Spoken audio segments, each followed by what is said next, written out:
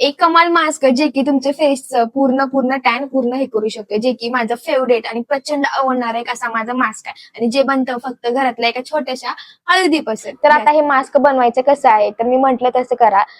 कच्चं दूध घ्यायचं आहे आपल्याला, त्यामध्ये 1 चिमूट ते 2 चिमूट आपल्याला हळद घालायची आहे. जास्त प्रचंड हळद घालायची अजिबात गरज नाहीये. सूर्यकिरणामुळे जी त्वचा जखमी होते, डॅमेज होते, ती रिपेअर करण्याचं काम आपली हळद करते. म्हणून दूध, त्याच्यामध्ये 1 ते 2 चिमूट भर आपल्याला हळद घालायची आहे. त्यामध्ये आपल्याला 1 ते 2 चमच लिंबाचा रस टाकायचा आहे आणि ही पेस्ट प्रचंड प्रचंड अशी कमाल करणारी पेस्ट आहे. आणि ही पेस्ट अंडरआर्म पासून ते पूर्ण कोपऱ्यापासून ते गुडघ्यापर्यंत तुम्ही आठवड्यातून याला 3 वेळेस नाही, तुम्ही 2 वेळेस सहज यूज करू शकता. आणि एवढंच नाही तर यामध्ये कोणतंही पीठ, लिटरली कोणतंही पीठ यूज करू शकता.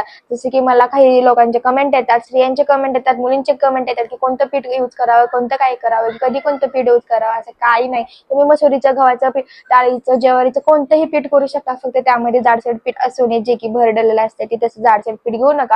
जेव्हा आपण स्किनला घासतो तो पेस्ट वगैरे स्क्रब करतो तेव्हा त्यामध्ये आग होते आणि आग झाल्यामुळे आपल्याला खूप काही गोष्टीला सामोरं जावं लागते, जसं की स्किन ड्राय होणे, डॅमेज होणे, या गोष्टीपासूनच तुमचं पूर्ण स्किन हे होऊन जाते. म्हणून तसं नका करू.